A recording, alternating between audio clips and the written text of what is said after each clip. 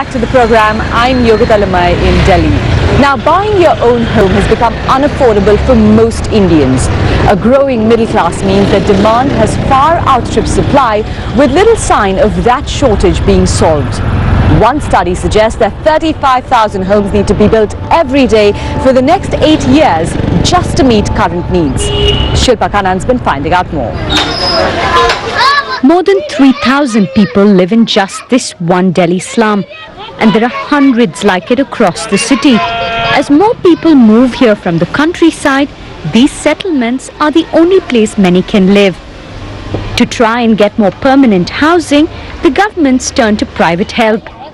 Property developers are given the right to build houses on the land, with the caveat that slum residents will get a new house for free.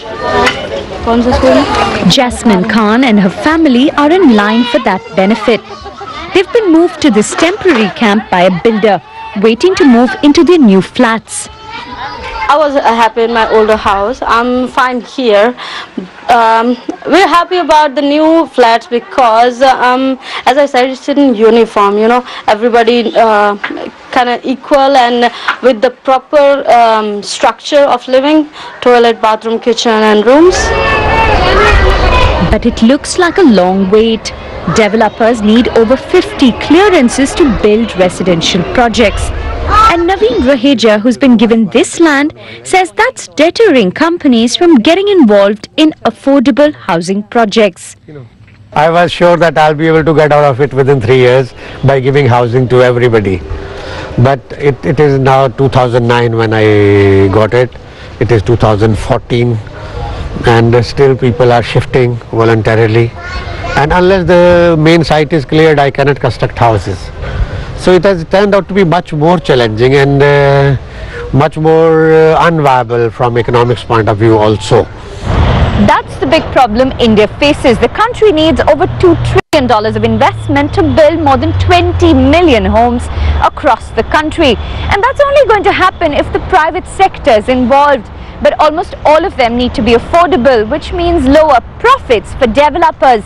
So the government needs new incentives to get the industry involved. 1, 2. So how about this as a part of the solution? 4. A housing lottery aimed at the middle class. Every couple of years, homes built by the Delhi city government are put up for sale at about 1/3 of the market rate. Price tags range from just $15,000 to $1.5 million. But to get the chance to buy one of those cut price homes, first you have to buy a ticket and hope your number comes up. The odds are long, but it's a bonanza for the few who manage to get in. It's really a dream come true to get the house by this scheme offered by the government. Otherwise, it's very difficult and tough. It's like a dream to get the house because the property prices are very high in the cities. And me and my wife, my children, so everybody is very happy in the family. But neither lotteries nor the slum redevelopment will come close to bridging the housing gap. Across India, it's thought more than 90 million people live in slums. Finding housing for them all is a problem unlikely to be solved for generations. Shilpa Kanan there. Now, if you're lucky enough to have your own home, how about paying someone to help decorate it? Interior design's a fairly new industry here, usually only for the very wealthy. But developer Lodha is using it as a way to try and sell property, recruiting renowned UK designer Kelly Hoppin to work on new mid-market homes. I met her in Mumbai to find out what